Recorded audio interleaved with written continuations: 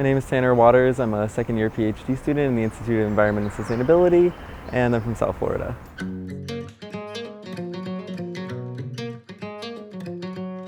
So I'm broadly interested in environmental science and sustainability. The work that I'm doing now is on ocean acidification. I grew up in South Florida, like 15 minutes from the beach, so the ocean has always been something that has been a part of my life.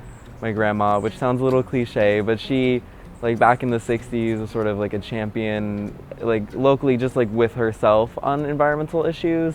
All my memories with her are associated with nature, with the environment, so there's always a sort of like positive nostalgia thinking back, and that was sort of like the earliest imprints of, oh, you know, the environment is so amazing, it has all these wonderful things to give, how can I be a part in saving that? I first got started with some sustainability and environmental activism, working for Sustainable Duke, and then I started working on the divestment movement at Duke, so we're trying to get Duke's endowment to divest from dirty fossil fuels and climate-denying companies.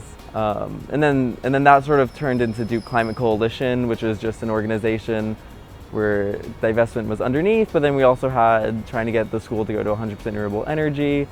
And then when I got to UCLA, I wanted to continue that with the center.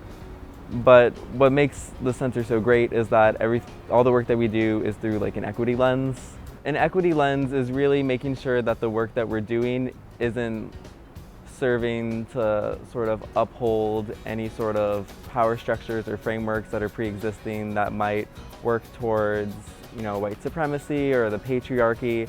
An environmental movement that focuses on sustainability and fixing the environment that doesn't take into account these racial inequities isn't one that's really ever going to solve the issue of climate change. I used to feel, especially in high school, really discouraged about higher education and sort of like higher educational institutions. And then being closeted for, you know, the majority of my life until I came out in college, I was also hiding a part of me. So I always sort of felt like a separation in my life and with my identities with sort of what was going on, and I didn't think that higher education was something originally that was going to help with that. And what I found personally was that rooting myself in what I was passionate about, so rooting myself in environmental work, environmental research, and activism, allowed me to use some of the struggles that I've had and the experiences that I've had to influence the work that I wanted to do and how I looked at the work. But where it really comes in now is that I can work in this space with my identities, and even if I can't fuse it with the ocean acidification research, I can make my lab space one that's accepting and actively including different identities, and that I can use my experiences of how I felt in academia and how I felt in research and make sure that I'm working to help others overcome that. Mainly right now, I'm working on creating a mentorship program for CDLS because I think it's important not only to get people from different backgrounds, different identities, different experiences into CDLS, but we also have to focus on the issue of retention.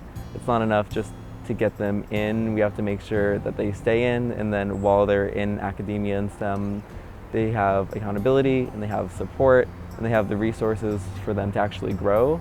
It's not enough to just put them in this space, you have to make sure that they're able to succeed in that space. And that's what the mentorship program is attempting to do. One route that I can see myself loving in 5 years is staying in academia. But that sort of removes that environmental activism part because science has to be objective, and like I said, you can't really champion for your own research without it seeming biased, so you give it to other people and make sure that they use it. So I could also see myself in 5 years working at a nonprofit that's focused on, you know, any sort of environmental issue. That would allow me to sort of do that research and science, but then also keep with the activism and the outreach.